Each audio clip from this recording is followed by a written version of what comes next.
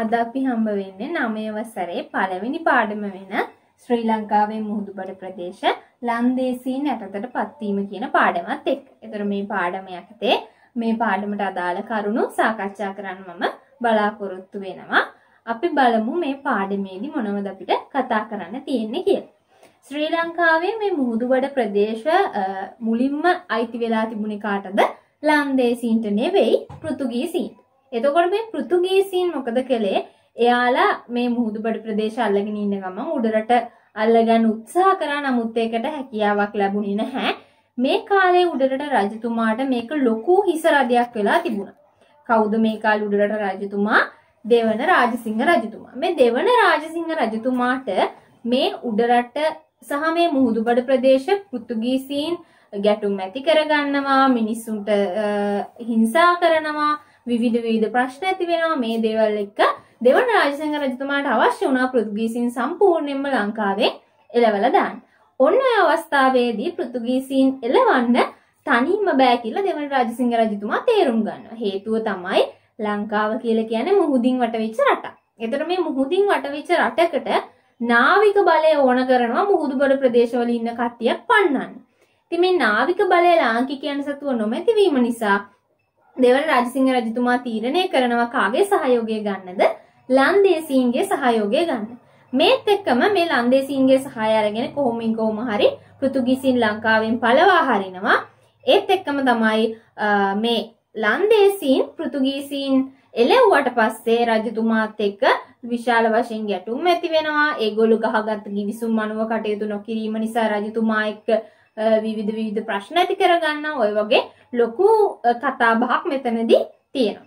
මේත් එක්කම තමයි ඔන්න දැන් රජු සමග ගිවිසුමක් මේ සටහන් කරගත්ත මේ ලන්දේසීන් පෘතුගීසීන් යටතේ තිබ්බ ප්‍රදේශය ඒගොල්ලන්ගේ පාලනයට ගන්නවා. දැන් ලන්දේසීන් කිව්වේ කොහමද? අය උදව් කරන්න කලින් කිව්වේ නෑ අනේ මේ අපිටත් ඕනේ මේ ලංකාව පාලනය කරගෙන ඉන්න එහෙම කියලා. නමුත් අල්ලගත්තට පස්සේ ඒගොල්ලන්ට ලංකාව ගැන කෑදරකමක් ලෝභකමක් ඇති වෙනවා. ඉතින් ඒකත් එක්ක එයාලා මොකද කරන්නේ? එයාලා මේ පෘතුගීසීන් පාලනය කරපු ප්‍රදේශ එයාලගේ අයිතියට පවර ගන්නවා. දැන් ඔන්න මේ ප්‍රදේශ රජතුමාට ඒත් අයිති නෑ. ඒත් පාලනය කරන්නේ කවුද? ලන්දේසී. දැන් ඔන්න වෙනත් ජාතියක් තමයි දැනුත් පාලන කටයුතු මෙහෙවන්නේ. මේකත් එක්ක 1858 වර්ෂ වෙනකොට මේ ශ්‍රී ලංකාවේ මුහුදුබඩ ප්‍රදේශවල ලන්දේසී පාලනයක් තමයි ඇති වුණේ. මේ විදියට 1796 වෙනකම් ලන්දේසී පාලනය ලංකාව තුල සිද්ධ වුණා. එතකොට මේ පාඩම හරහා ශ්‍රී ලංකාවේ මුහුදුබඩ ප්‍රදේශවල ලන්දේසීන් බලය පිහිටුවේ කොහොමද? උඩරට රාජධානිය සමග ලන්දේසීන් පැවැත් වූ සම්බන්ධතා සහ ලන්දේසී පාලන කාලයේ දේශපාලන ආර්ථික සංස්කෘතික ක්ෂේත්‍රවල වෙච්ච වෙනස්කම් ඒ ලක්ෂණ මොනවාද කියලා අවධානය යොමු කරන්න තියෙනවා. ඉතින් අපි බලමු මේ යටතේ පළවෙනි මාතෘකාව වෙච්ච ශ්‍රී ලංකාවේ මුහුදුබඩ ප්‍රදේශ කොහොමද ලන්දේසීන් යටතට පත් උනේ කියලා. ඔන්න 16 වෙනි සියවසේදී පෘතුගීසීන් ආසියාවෙන් කුළුබඩු අරගෙන ගියානේ. කොහෙටද අරගෙන ගියේ? යුරෝපයේ ලිස්බන් නගරයට. පෘතුගාලයේ තිබෙ ලිස්බන් නගරයට. ඒතර අරගෙන ගිහිල්ලා මේ ආසියාව කියන ලංකාව ඉන්දියාව තුළ ප්‍රදේශවලින් මේ අරගෙන යන කුළුබඩු ඒගොල්ලෝ එහෙට ගෙනහිලා යුරෝපා රටවලට විකිණීමේ වෙළඳ ව්‍යාපාරයක් කරගෙන ගියා. ඒත් එක්කම තමයි ලන්දේසීන්ගේ මව් රට උනේ ඕලන්තේ. පෘතුගීසීන්ගේ මව් රට පෘතුගාලය, ලන්දේසීන්ගේ මව් රට ඕලන්තේ. ඉතින් මේ ලන්දේසීන් එයාලගේ ඕලන්තය එහෙම නැත්නම් එයාලගේ මේ රට වෙච්ච ඕලන්තය කොහෙටද යටත් වෙලා තිබුණේ? මේ කාලේ වෙනකොට ස්පාඤ්ඤයට යටත් වෙච්ච රටක්. ඒ කියන්නේ මෙයාලා ඇවිල්ලා ලංකාව අල්ලගන්න හැදුවට එයාලත් තවත් රටකට යටත් වෙලා හිටපු රටක්. ඒතර ස්පාඤ්ඤය යටත් රටක් විදියට හිටපු මේ ඕලන්දය මොකද කරන්නේ? ඔන්න දැන් ස්පාඤ්ඤය කොහොම හරි නිදහස් වෙන්න තමයි උත්සාහ කළේ. ඒත් එක්කම තමයි ස්පාඤ්ඤවරුන්ගේ රටේ මිනිස්සු රෝමානු කතෝලිකයි. නමුත් ලන්දේසි කට්ටිය එහෙම නැත්නම් මේ ඕලන්දේ අය රෙපරමාදු කතෝලිකයි. කතෝලිකයෝ දෙගොල්ලක් හිටියනේ. රෝමානු කතෝලික සහ රෙපරමාදු කතෝලික කියලා දෙගොල්ලක් හිටියා. එතකොට මේ ආගමික වශයෙන් උත් ඔන්න දැන් ස්පාඤ්ඤ කට්ටියයි ලන්දේසීන් අතරයි ලොකු මත ගැටුම් ඇති වෙනවා. මොකද ආගමික ගැටලු තියෙනවා. ඉතින් මේ විදියට මෙහෙම ගැටුම් ඇති වෙද්දී ලන්දේසීන් තීරණය කරනවා ස්පාඤ්ඤයට එරෙහිව සටනක් පවත්ව ගන්න. එතකොට මේ සටනේදී මොකද වෙන්නේ? ස්පාඤ්ඤයේ රජු වෙච්ච දෙවෙනි පිලිප් රජතුමා රාජ්‍ය උරුමයක් අනුව පෘතුගාලයේ රජු බවට පත් වෙනවා. දැන් මොකද උනේ? ඔන්න ස්පාඤ්ඤේ රජතුමා හිටියා. එයාට පෘතුගාලයේ තිබ්බ රාජ්‍ය උරුමයක්. එයා ඔන්න දැන් පෘතුගාලයේත් රජ වෙනවා. දැන් එයා පෘතුගාලයේත් රජතුමා, ස්පාඤ්ඤේත් රජතුමා. මේකත් එක්ක මේකේ ප්‍රතිඵලයක් විදියට මේ ලන්දේසීන්ට ලිස්බන් වරායට එන්න දෙන්නේ නැහැ. ඇයි? දැන් ලන්දේසීන් කියන්නේ ස්පාඤ්ඤේ යටත් රටක්නේ. දැන් ලන්දේසීන් බඩු ගන්න ගියේ කොහෙටද?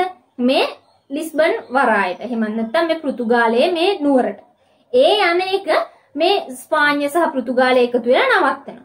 දැන් මේකත් එක්ක මේ දෙවන පිලිප් රජතුමාගේ මේ ක්‍රියාව එක්ක වෙළඳාමට අවශ්‍ය කරන කුළු බඩ ඇතුළු වෙළඳ ද්‍රව්‍ය මිලදී ගැනීමට මේගොල්ලන්ට බාධාවක් මතුවෙනවා.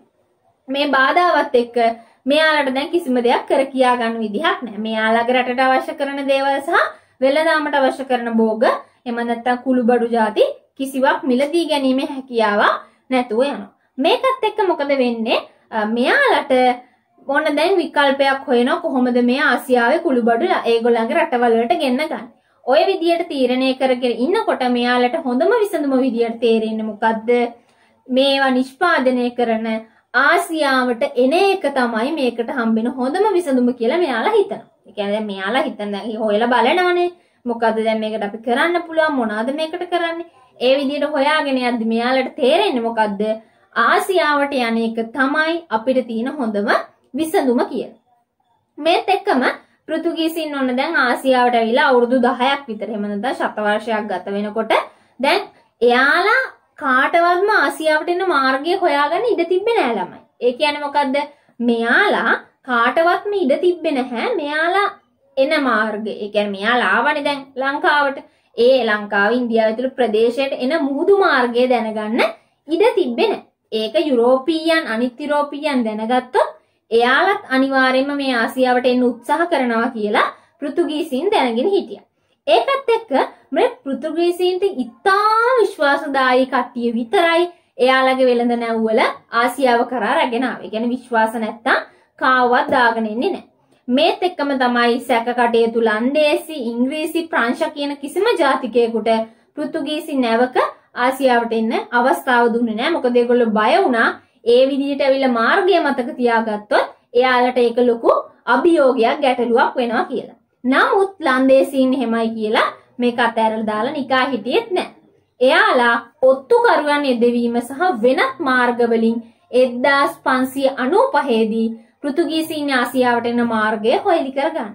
ඔන්න දැන් අරගොල්ලෝ කොහොම හරි අවුරුදු 10ක් මේක නවත්තගෙන හිටියට එයාලා වෙනත් ඔත්තුකරුවෝ වෙනත් මාර්ග හරහා මේ මාර්ගය දැනගන්නවා කොයි අවුරුද්ද වෙනකොටද 1595 වෙද්දි. මේ විදියට මේ ආපු ලන්දේසි 1602 දී ලන්දේසි වෙළඳ සමාගම් කිහිපයක්ම ආසියාවට ගෙන්න ගන්නවා. දැන් 1595 දී දැනගත්තා 1602 වෙද්දී ලන්දේසි වෙළඳ සමාගම් කිහිපයක්ම ආසියාවට එනවා. ඒත් එක්කම තමයි දැන් ඔන්න වෙළඳ සමාගම් කිහිපයක් ආවට පස්සේ ඔක්කොමලම හදන්නේ ආසියාවෙන් වෙළඳ ද්‍රව්‍ය මිලදී ගන්න. දැන් එක්කෙනෙක් නෙමෙයි ඒගොල්ලෝ අතරම ලොකු තරංගයක් ඇති වෙනවා. මේකත් එක්ක ඒත් එක්කම තමයි දැන් මේ තරංගය නැති කරන්නත් බැහැ.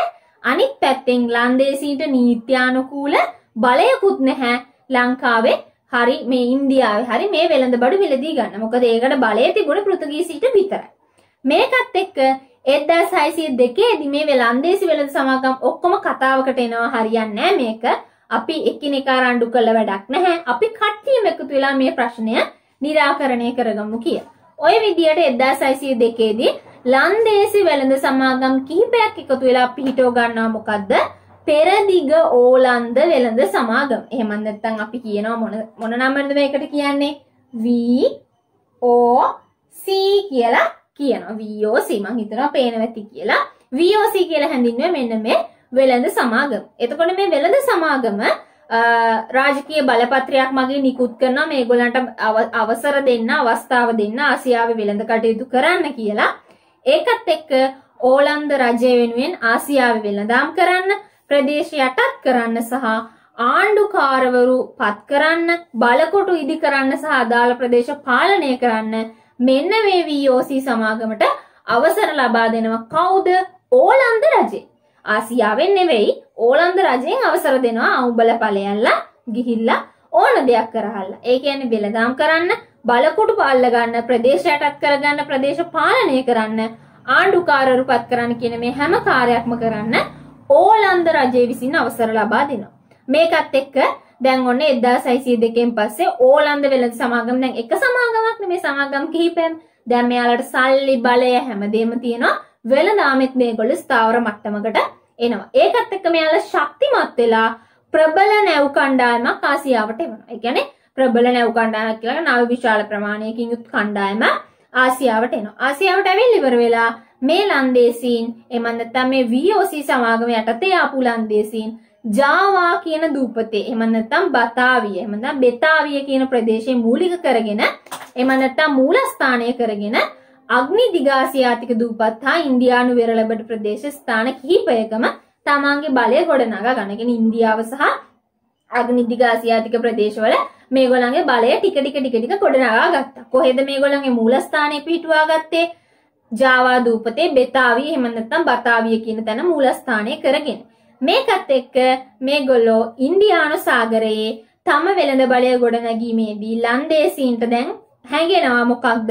පෘතුගීසීන් එක්ක සටන් කරන්න සිද්ධ වෙනවා. මොකද දැන් මෙයාලා දන්නවා මෙයාලා මේ චූටි ප්‍රදේශ ටිකක් අල්ලගත්තට නීත්‍යානුකූලව මේ බලය හිමි වෙලා තියෙන්නේ මේ බලතල අයිති කරගෙන ඉන්නේ වෙන කවුරුත් නෙමෙයි පෘතුගීසීන් කියලා. ඒකත් එක්ක මෙයාලට තේරුම් යනවා පෘතුගීසීන් එක්ක සටන් කරලම තමයි අපිට මේ ජයග්‍රහණය ලබා ගන්න වෙන්නේ කියලා. ඔන්න ඔය ටික තමයි ලන්දේසීන් ආසියාවට පැමිණීම කියන කොටසේ අපිට කතා කරන්න තියෙන්නේ. අපි ඊළඟට යමු උඩරට රජවරුන් මේ ලන්දේසීන්ගේ සහාය සොයාගෙන ගියේ. ඇයි? ඒ සහාය සොයාගෙන ගිහිල්ලා ඒගොල්ලන්ට මොකද සිද්ධ වුනේ සහ එතනින් එහාට මොන වගේ දේවල්ද උනේ කියලා. ලන්දේසීන්ගේ සහාය උඩරට රජවරු හොයාගෙන ගියේ ඇයි? අපි බලමු. ලන්දේසීන් ආසියාවට ඇවිල්ලා වැඩි කල ගත වෙන්න කලින් 1602 දිම මේ ජොරිස් වෑන් ස්පිල්බර්ජන් කියන ලන්දේසි ජාතික අද්මිරාල්වරයා. ඒ කියන්නේ අද්මිරාල් කියලා කියන්නේ ඒ හමුදාවේ ලන්දේසි හමුදාවේ එක්තරා පුද්ගලයෙක් කියලා අපි හිතමු. එයාගේ නම තමයි ජොරිස් වෑන් ස්පිල්බර්ජන්. ඒතර මෙයා නැව් තුනක් එක්ක ලංකාවේ නැගෙනහිර වෙරළට එනවා. ඇවිල්ලා ඉවර වෙලා මඩ කලපුවෙන් ගොඩ බහිනවා. මොකද කරන්නේ? එයා කන්ද උඩරටට ගිහිල්ලා 1602 දී ජූලි මාසෙදී මේ කියන්නේ මේ මාසෙම තමයි පළවෙනි විමලධර්ම සූරිය රජතුමා මුණ ගැහෙනවා. ඒක පින්තූරේ ලස්සන පොතේ ලස්සන පින්තූරෙකුත් දාලා තියෙනවා. මේ මුණ ගැහිච්ච අවස්ථාව මුණ ගැසෙලා ඉවර වෙලා මේ අවදිය වෙනකොට විමලධර්ම සූරිය රජතුමාට පෘතුගීසීන් එපාවටම එපා වෙලා හිටියේ. ඒකත් එක්ක මේ පෘතුගීසීන් පළවා හරින ලන්දේසීන්ගේ සහාය ආධාර ගන්න මේ විමලධර්ම සූරිය රජතුමා කැමැත්ත පළ කරනවා. දැන් ඔන්න ස්පිල්බර්ජන් මොකද කරන්නේ? ඊළඟට මාස 3ක් මාසයක් විතර ඉඳලා මාස 3කට පස්සේ පිටත් වෙලා ගිහිල්ලා මාස 3කට පස්සේ සිබෙල් ද වර්ඩ් කියලා පුද්ගලයෙක් නැවතත් ආපහු ලන්දේසි දූත පිරිසක් එක්ක විමලධර්ම සූරිය රජතුමා හම්බ වෙන්න එනවා. ඇවිල්ලා ඉවර වෙලා මේ අලුත් දූතයා ස්පිල්බර්ජන් අයත් ජාතියටම අයිති. ඒ කියන්නේ ඕලන්ද ජාතිකයෙක් කියලා දැනගත්ත රජතුමා මහත් හරසරින් පිළි අරගෙන මහනුවරදී මෙයාව රජමාලිගාවට එක්කගෙන යනවා. ගිහිල්ලා හොඳට සංග්‍රහ කරලා හොඳට සලකලා මෙයත් එක්ක පෘතුගීසීන් පළවා හරින්න කොහොමද සාකච්ඡා කරන්න කියලා කටයුතු කරන්න කියලා සාකච්ඡාව පවත්ව ගන්නවා. මේ සාකච්ඡාව පවත්වලා ඉවර වෙලා මේගොල්ලෝ දැන් ඔන්න මේ කතාව කරගෙන යද්දී එක අවස්ථාවකදී රජු ඉදිරියේ රජුට අගෞරව වෙන විදියට සිබෙල් ද වර්ඩ් කතා කිරීම නිසා රජු හා ඔහුගේ පිරිස අතර ගැටුමක් නිර්මාණය වෙනවා. ඒ කියන්නේ මොකක් හරි හේතුවකට එයා එක්ක කියන්නේ නැති ආපෝ යාට මේ පෘතුගීසීන් එලව ගන්නවත් බැරි රජෙක් නේ. හරි මොකක් හරි කියන්නේ නැති. ඒ අවස්ථාවේදී ගැටුමක් ඇති වෙනවා. මේ ගැටුමේදී මොකද වෙන්නේ? සිබෙල් ද වර්ඩ් අවසනාවන්ත විදියට මරණයටපත් වෙනවා රජතුමාගේ පිරිස අතින්. රජතුමාතින් නෙවෙයි රජතුමාගේ පිරිස අතින්. මේ සිදුවීම නිසා ලන්දේසීන්ට රජතුමත් එක්ක ඇති වෙන්නේ තරහක්. මොකද ආපු දූතයව මරාගත්තා කියන එක. ඒ නිසා මේගොල්ලෝ රජතුමාට සහාය නොදී පිටත් වෙනවා. එතනින් පළවෙනි විමලධර්ම සූරිය රජතුමාගේ අපේක්ෂාව බිඳ වැටෙනවා. මොකක්ද අපේක්ෂාව? මේ ලන්දේසීන් පළවා හැරීමේ අපේක්ෂාව. ඒකත් එක්කම විමලධර්ම සූරිය රජතුමාගෙන් පස්සේ අපි දන්නවා එයාගේ සොහොයුරා සෙනරත් රජු බලයටපත් වෙනවා. සෙනරත් රජු දූත කණ්ඩායම් දෙකක් එක්ක සාකච්ඡා පවත්වනවා. නමුත් කිසිවක් සාර්ථක වන්නේ නැහැ. එතකොට ඔන්න පළවෙනි විමලධර්ම සූරිය රජතුමා කණ්ඩායම් දෙකක් එක්ක සාකච්ඡා තිබ්බා. පළවෙනි එක්කෙනා තමයි කවුද? ජොරිස් වෑන් ස්පිල්බර්ජන්. දෙවැනි එක්කෙනා තමයි කවුද? සිබෙල් ද බර්ඩ්. පළවෙනි එක්කෙනා සාකච්ඡා කරලා පිටත්ව ගියාමයි කිසිම ආරංචියක් නැහැ. දෙවැනි එක්කෙනාවට පස්සේ ආව රජතුමාගේ පිරිසකින් ඝාතනය වීමත් එක්ක ඒක සාර්ථක වෙන්නේ නැහැ. ඊළඟට විමල ධර්මසූරිය රජතුමාගේ සොහොයුරා සෙනරත් රජතුමා බලයටපත් වෙනවා. එතුමාත් ලන්දේසි දූත පිරිස් දෙකක් එක්ක සාකච්ඡා පවත්වනවා. නමුත් ඒ දෙකම අසාර්ථක වෙනවා. ඊළඟට අපි බලමු දෙවන රාජසිංහ රජතුමා මොනවද කළේ? එයා කරපු දේවල් වලින් මේක සාර්ථක වුණාද කියලා. සෙනරත් රජතුමාගෙන් පස්සේ එයාගේ පුතා දෙවන රාජසිංහ රජතුමා බලයටපත් වෙනවා. මෙතුමා කොහොම හරි පෘතුගීසීන් පන්නනවා කියන බලාපොරොත්තු ඇතුව කටයුතු කරපු කෙනෙක්. එතුමාට අවශ්‍ය උනේ කොහොම හරි මම මේ පෘතුගීසීන් ලංකාවෙන් එළවන එක එළවනවාමයි කියන උවමනාවෙන් කටයුතු කරන්න. ඒකත් එක්ක මෙයා මේ ප්‍රබල නාවික ශක්තියක් හිමි ලන්දේසින් එක්ක සාකච්ඡා මාර්ගයෙන් කතා බහ කරලා මේකට විසඳුමක් හොයන්න තීරණය කරනවා. ඒත් එක්කම මේ ලන්දේසි පෙරදිග මධ්‍යස්ථානයේ එහෙම නැත්නම් බතාවියේ හිටපු නියෝජිත පිරිසක් එක්ක මෙතුමා සාකච්ඡා පවත්වනවා දෙවන රාජසිංහ රජතුමා. ඒත් එක්කම පෘතුගීසීන් පළවා හරින්න උදව් දෙන්න ඒ වෙනුවට කුරුඳු වගා කියන්නේ කුරුඳු වගාවේ කුරුඳු වෙළඳාමේ අයිතිය ඔයාලට දෙනවා.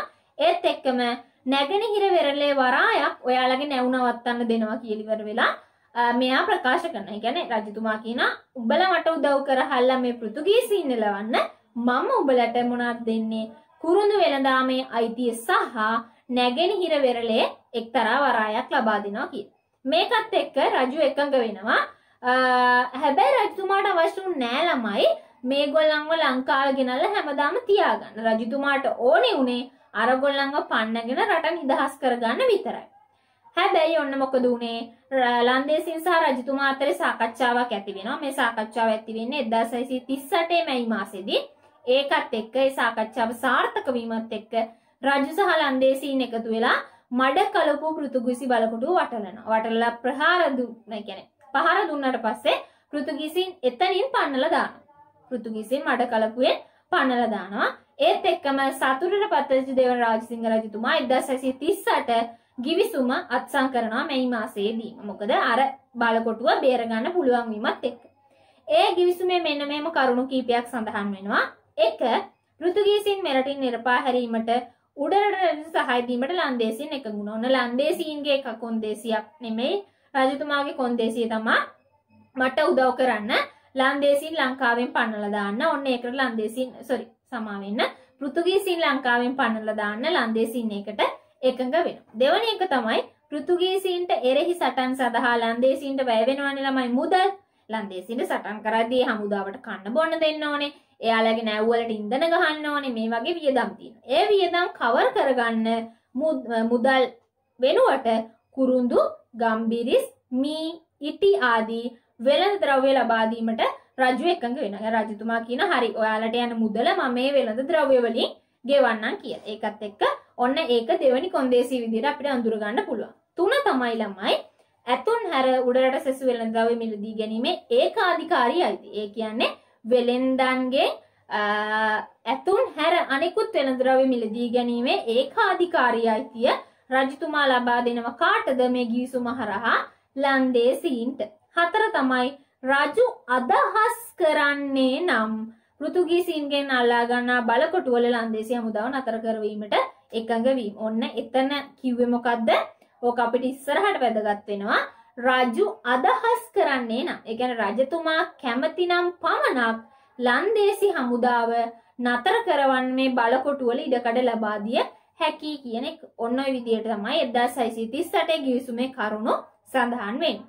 එතකොට ඔන්න අපි දැන් කතා කරා ලන්දේසීන් කොහොමද ලංකාවට ආවේ? ලංකාවට ආපු ලන්දේසි දූතයෝ කවුද? එතකොට ලන්දේසීන්ගෙන් පෘතුගීසීන් පන්නන් උඩරට රජවරුන්ට සහයෝගය ලැබුණේ කොහොමද? දෙවන රාජසිංහ රජතුමාත් එක්ක ඇති කරගත්ත ගිවිසුම මොන වගේද? ඒ ගිවිසුමේ කරුණු මොනවද කියන එක. අපි ඊළඟට කතා කරමු පෘතුගීසීන් නිරපීමේ සටන් සහ මුහුදුබඩ ප්‍රදේශවල ලන්දේසීන්ගේ බලය පිහිටුවීම කියන මාතෘකාව. ඔන්න පෘතුගීසීන් ලංකාවෙන් නිරපන්න 1638 ගිවිසුම ගැහුවට ලන්දේසීන්ට හා මේ ලාංකික හමුදාවට හැකි වුණේ නැහැ. 1638 නම් තවත් අවුරුදු 20ක කාලයක් ගත වුණා පෘතුගීසීන් සම්පූර්ණයෙන්ම ලංකාවෙන් එළවලා දාන්න. ඒත් එක්කම තමයි මෙච්චර කාලයක් පෘතුගීසීන් සතු වෙලා තිබුණ ත්‍රිකුණාමලය, මීගමුව, ගාල්ල, කළුතර, කොළඹ, මන්නාරම, යාපනය වගේ මේ බලකොටු ලන්දේසීන් සහ උඩරට හමුදාව එකතු වෙලා පෘතුගීසීන්ගේ බේරගන්න සමත් වෙනවා. නැත්නම් පෘතුගීසීන් ඒවායින් පන්නලා දාන්න සමත් වෙනවා.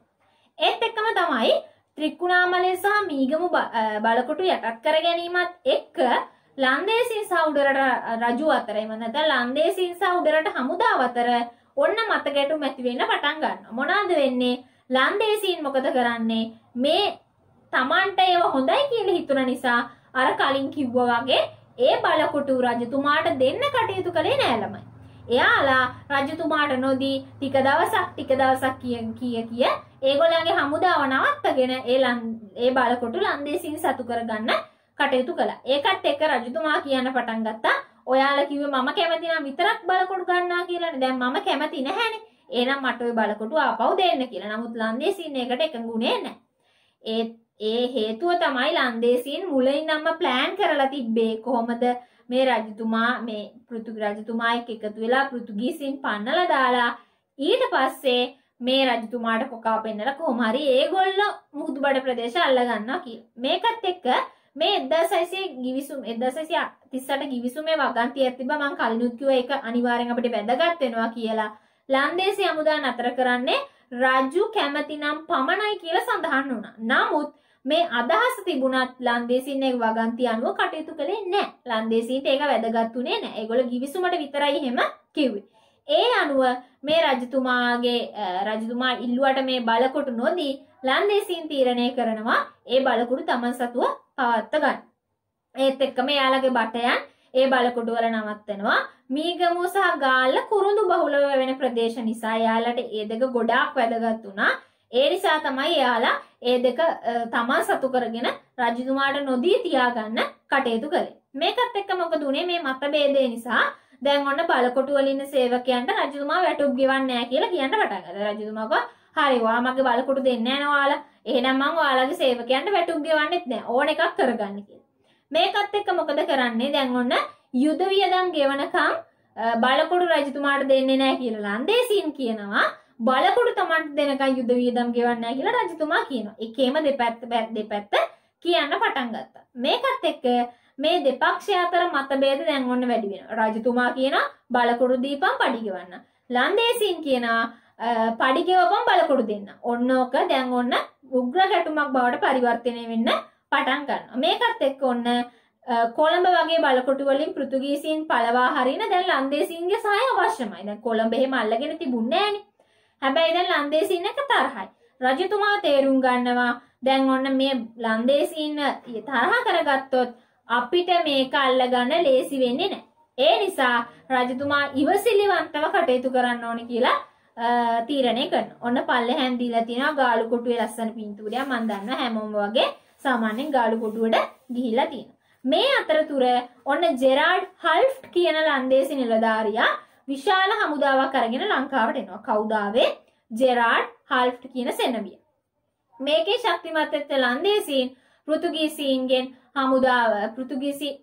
හමුදාව කොළඹ බලකොටුවෙන් පන්නලා දාන්න කටයුතු කරනවා. ඒකට මොකද කරේ? මේගොල්ලෝ උස්බිම් වල කාලතුවක්කුවට ඉවර වෙලා මේ හල්ෆ්ට් සෙනවියා මේ හමුදාව මෙහෙවනවා. මේකත් එක්ක මොකද උනේ? මේකෙන් ප්‍රසාදයටපත් වෙච්ච දෙවනි රාජසිංහ රජතුමා තීරණය කරනවා මොකද්ද මේ ලන්දේසීන් එක්ක තියෙන තරහමරහ අමතක කරගන්න. ඒකත් එක්ක ඔන්න දැන් මහත් සැලකිලි දක්වලා ජෙරාඩ් හල්ෆ්ට් රජතුමා බොහොම මහත් ඉහළින් පිළිගන්න කටයුතු කරනවා. මේකෙන් අසරණභාවයට පත් වෙච්ච පෘතුගීසීන් තේරුම් ගන්නවා තව දුරටත් මේ ලංකාව තුළ රැඳිලා ඉඳලා තේරුමක් නැහැ. කොහොමත් හිටියොත් අපි ඔක්කොමලම මරලා දායි. ඒ නිසා ලන්දේසීන්ට ජයග්‍රහණය බාර දීලා පෘතුගීසීන් මේ ලංකාවෙන් යනවා කියලා. ඒකත් එක්ක මේ කොළඹ කොටුවේ යතුරු මේගොල්ලෝ සටනට නොගිහින් පෘතුගීසීන් සටනට නොගිහින් කාලතුවක්කු දැක්ක ගමන් බය වෙලා යතුරු ටික ලන්දේසීන්ට බාර කරලා පෘතුගීසීන් ලංකාවෙන් ඉවත් වෙලා යනවා. දැන් ඔන්න මේ මෙච්චර කාලයක් ගාලු කොටුවේ ඉඳන් කටයුතු මෙහෙපපු ලන්දේසීන් දැන්ලා යතුරු තියෙනෙත් ලන්දේසීන් සතුව එයාලා එනවා කොයි කොටුවටද? ගාලු කොටුවේ කොළඹ කොටුවට. කොළඹ කොටුවට ඇවිල්ලා ඉවර වෙලා ඒක එයාලගේ මූලස්ථානීය බවට පරිවර්තනය කරගන්න. දැන් ඔන්න 1638 ගිවිසුම නැවත කඩ වුණා. රජතුමා කිව්වේ නෑනේ කොළඹ බලකොට උගන්න කියලා. දැන් ඔන්න ආපහු ප්‍රශ්න ඇති වෙන්න පටන් ගන්නවා. දැන් ඊට පස්සේ මොකද කරන්නේ? ලන්දේසීන් 1958 දී මන්නාරම යාපනයේ කල්පිටිය මේ හැම තැනක්ම අල්ල ගන්නවා. ලන්දේසීන්ගේ අරමුණු ඉෂ්ට වෙනවා. පෘතුගීසීන් ලංකාවෙන් සම්පූර්ණයෙන්ම ඒගොල්ලන්ගේ පාලනය අවසන් කරලා ඉවත් වෙලා යනවා. දැන් ලන්දේසීන්ගේ අරමුණ පෘතුගීසීන් යටතේ තිබ්බ හැම ප්‍රදේශයක්ම Tamanගේ බලයට අරගෙන ලන්දේසීන් ලංකාව තුල බලයක් පත් කර ගැනීම. මේක තේරුම් ගත්ත රජතුමා උපායක් ක්‍රියාත්මක කරනවා ලන්දේසීන්ට මේ භූමිය නොදී ඉන්න.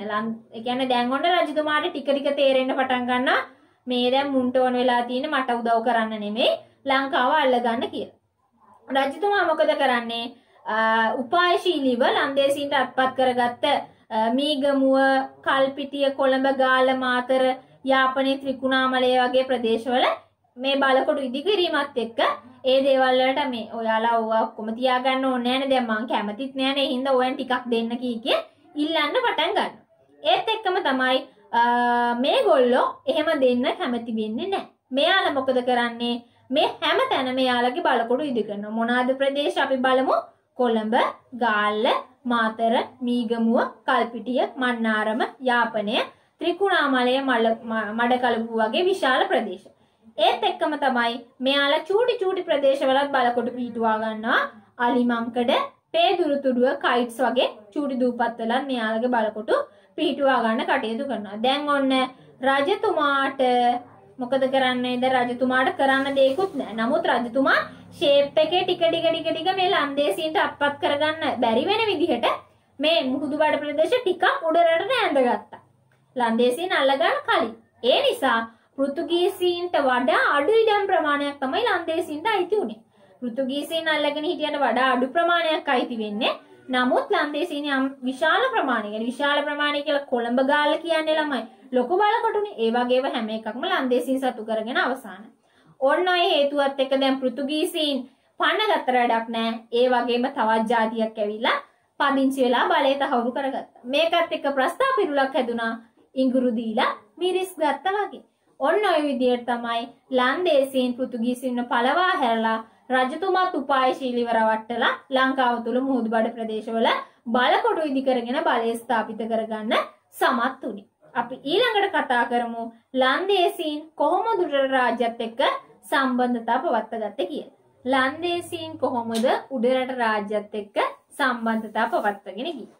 මෙරට දේශපාලන බලයක් ගොඩනගාගෙන හිටපු පෘතුගීසීන්, ලන්දේසීන්, ඉංග්‍රීසීන් කියන මේ යුරෝපා ජාතීන් අතරතුර අතරින් ගත්තම රජතුමත් එක්ක යහපත් සම්බන්ධතාවයක් වඩා හොඳට පවත්වාගෙන ගියේ ලන්දේසීන්. ඒ කියන්නේ මේ තුන්ගොල්ලෝගෙන් ලන්දේසීන් තමයි වැඩිපුරම හොඳට මේ බලය පවත්වාගෙන ගියේ. ඒත් එක්කම තමයි මේ පෘතුගීසීන් උඩරට රාජධානිය සම්බන්ධයෙන් අනුගමනය කළ හැම වෙලේම ආක්‍රමණකාරී ප්‍රතිපත්තිය.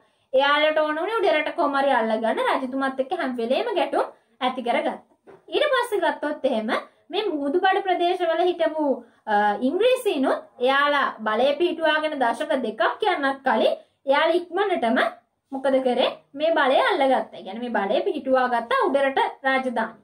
නමුත් මේ ලන්දේසීන් එහෙම කළේ නැහැ. එයාලා හරිම හොඳ ප්‍රතිපත්තියක් තමයි උඩරටත් එක්ක පවත්වාගත්තේ. 1658 1796 කාලෙදී උඩරට රජුත් එක්ක දූත සම්බන්ධතාව පැවැත්තුවා. ඒත් එක්කම ලිපි හුවමාරු කරගත්තා. ඒ වගේ දේවල් කළා සාමකාමීව කටයුතු කරගෙන ගියා. ඉතින් මේකත් එක්ක මොකද උනේ?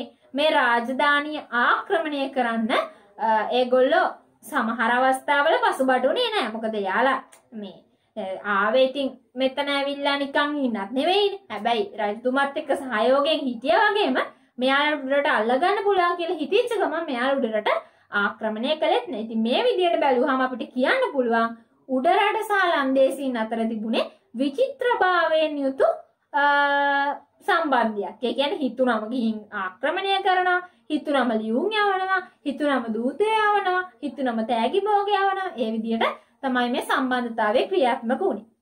මේ විදියට අපි ගත්තම දෙවනි රාජසිංහ රජතුමා සහ ලන්දේසීන් අතර කොහොමද සම්බන්ධතාව ක්‍රියාත්මක වුණේ කියලා අපි දැන් බලමු. මේ පෘතුගීසීන් ලංකාවෙන් නිරපා හරින්න අවශ්‍යතාවය වැඩිපුරම තිබුණේ මේ දෙවන රාජසිංහ රජතුමා. එතුමා තමයි ලන්දේසීන් එක්ක සහයෝගයක් තා කිවිසුමක් ගහලා ලන්දේසීන් ලංකාවට කැඳව ගත්තේ. ඒත් එක්කම තමයි මේ දෙපක්ෂය අතර මතභේද ඇති වුණා කියලා ඔයාලට මතක ඇති මම කිව්වා 1938 1958 කාලේ බලකොටු අල්ල ගැනීමත් එක්ක. ඒත් එක්කම තමයි 1958 1675 කාලෙදී ලන්දේසි ප්‍රතිපත්තිය මෙහෙවපු නිලධාරීන්ට උඩරට රාජධානිය ගැන නිසි අවබෝධයක් තිබුණේ නැහැ. එයාලා හිතුවේ මුහුදු බඩ වගේම තමයි උඩරට ගියා ගැහුවා අල්ලගත්තා වගේ එකකින් උඩරට අල්ලගන්න පුළුවන් වෙයි කියලා. මේගොල්ලෝ මොකද කරේ? මුහුදු බඩින් සහ ගොඩබිමින් මේ උඩරට රාජධානිය අල්ලගන්න තීරණය කරනවා. ඒ තීරණය කිරීමත් එක්ක මෙයාලා උඩරට යටතේ තිබ්බ නැගෙනහිර බස්නාහිර වෙරළබර ප්‍රදේශ කීපයක් ලන්දේසීන් සතු කර ගන්නවා. නමුත් නිශ්ශබ්දව හිටපු දෙවන රාජසිංහ රජතුමා මොකද කරන්නේ? අල්ලගනින්කෝ කියලා සද්ද නැතුව ඉඳලා ටික දවසක් ගිහිල්ලා ඔන්න පහර දෙනවා කාටද? උඩරටට. සමා වෙන්න ලන්දේසීන්ට පහර දෙනවා මේ උඩරටට අයිති ප්‍රදේශ අල්ල ගැනීම වෙනුවෙන්. පහර දීලි වෙලා නැවතත් 1970 වෙනකොට හැම පැත්තකින්ම පහර දීලා මේ රජතුමාට අයිතිව තිබ්බ ප්‍රදේශ ටික නැවත රජු යටතට ගන්න සමත් වෙනවා. ඒත් එක්කම තමයි රජතුමාගේ මේ හදිසි පහර දීමත් එක්ක ලන්දේසීන් තේරුම් ගන්නවා රජු සහ රජුගේ හමුදාව කෙතරම් ශක්තිමත්ද උඩරැටියන් සමග ගැටුම් ඇති කර ගැනීම ආක්‍රමණ කිරීම තරම් පහසු වෙන්නේ නැහැ කියන එක තේරුම් ගන්න. ඒකත් එක්ක මේ ලන්දේසීන් 1658 පස්සේ අල්ලගෙන හිටපු හැම ප්‍රදේශයක්ම මේ උඩරටියන්ගේ පහර දීම් හමුවේ යාලට නැති වෙනවා. ඒ කියන්නේ අර කලින් අල්ලගෙන හිටියේ කොළඹ මන්නාරම ගාල්ල ඒ ප්‍රදේශ ටික විතරයි ඉතුරු වෙන්නේ. දැන් ඔන්න ලන්දේසීන් තේරුම් ගන්නවා ඉස්සරහටත් රජතුමා එක්කයි ගැටුම් ඇති කරගත්තොත් අපිට මේ විදිහට කටයුතු කරගෙන යන්න අමාරුයි. ඒ නිසා ෂේප් එකේ යාළුකමින් යාප්පුවෙන් වැඩ ටික කරගන්න ඕනි කියලා. ඒකත් එක්ක මොකද වෙන්නේ? ලන්දේසීන් උඩරැටියන් එක්ක මේ සම්බන්ධතාවය සාර්ථකව කරගෙන යන්න ඊටාම සූක්ෂම ක්‍රමයක් අනුගමනය කරනවා. ඒකත් එක්ක මොකද වෙන්නේ? දැන් මේ උඩරට ප්‍රදේශ අත්පත් කරගන්න ගිය ලන්දේසීන් තේරුම් ගත්තා උඩරටියන් එක කරට කර සටන් කරත් Tamanට දිනන්න බෑ. අනිවාර්යෙන් පරාජයම තමයි වෙන්නේ. ඒ නිසා එයාලා තීරණය කරනවා පෘතුගීසීන් වගේ උඩරටට පහර දෙන්න ගිහිල්ලා Tamanට තියෙන හමුදාව ඒ තියෙන දේවල් ඒ දේපල නැති කරගන්නේ නැතුව කොහොම හරි හොඳින් කටයුතු කරගෙන යනවා කියලා. මේකත් එක්ක මෙයාලා තේරුම් ගන්නවා ප්‍රහාර මාලාවක් આવොත් මෙයාලට මුහුණ දෙන්න තරම් ශක්තිමත් භාවයක් නැහැ කියලා. ඒකත් එක්ක මොකද උනේ? මේක ප්‍රතිඵල විදියට මේ කිසියම් ගෞරව සම්ප්‍රයුක්ත බියකින්. ඒ කියන්නේ රජුත් එක්ක රජුට ගෞරව කරමින් පොඩි බයකුත් එක්ක තමයි මුහුදුබඩ ප්‍රදේශ පාලනය කරගෙන ගියේ. ඒ නිසා මෙයාලා කොයිම වෙලේකවත් නැවතත් උඩරට පහර දෙන්න කටයුතු කළේ නැහැ. ඔන්න ඔය විදිහට තමයි දෙවන රාජසිංහ රජු හා ලන්දේසීන් අතර උඩරට සම්බන්ධතාවය ක්‍රියාත්මක වෙන්නේ. ඉතින් මං හිතනවා මේ පාඩම ගත්තම ගොඩක් දිගයි. එක දිගට කතා කරගෙන යනකොට ඔයාලටත් අහගෙන ඉන්න එක එපා වෙනවා. මොකද මේක ඉතිහාසයනේ. ඒකට ගණන් හදනවා වගේ නම් ගණන් හදනවායි කියලා දෙනවා එහෙම. ඒ නිසා මං හිතන්නේ මේ පාඩම කොටස් වශයෙන් කරා නම් හොඳයි කියලා. ඉතින් අදට මෙතනින් මේක නවත්තනවා. ඊළඟ දවසේ උඩරට සහ ලන්දේසි දූත සම්බන්ධතාව කොහොමද ක්‍රියාත්මක වුණේ කියන තැන ඉඳන් අපි කතා කරමු. ඒත් එක්කම තමයි මේ පාඩම අවසානයේදී ඔන්ලයින් ප්‍රශ්න පත්‍රයක් ලබා දෙන්නත් මම ලෑස්ති කරලා තියෙනවා. ඉතින් ඔයාලා මේ මගේ පාඩමට හොඳින් සවන් දීලා ඔයාලට මේ පාඩම හොඳට තේරුණා නම් මේ පාඩම හොඳින් අවබෝධ වුණා නම් මගේ channel එක subscribe කරලා like කරලා යාළුවොත් එක්ක share කරගෙන ඉදිරියටත් මාත් එක්ක එකතු වෙන්න කියලා ආරාධනා කරනවා. අපි නැවත දවසකදී ඉතුරු කොටසත් එක්ක හම්බ වෙමු.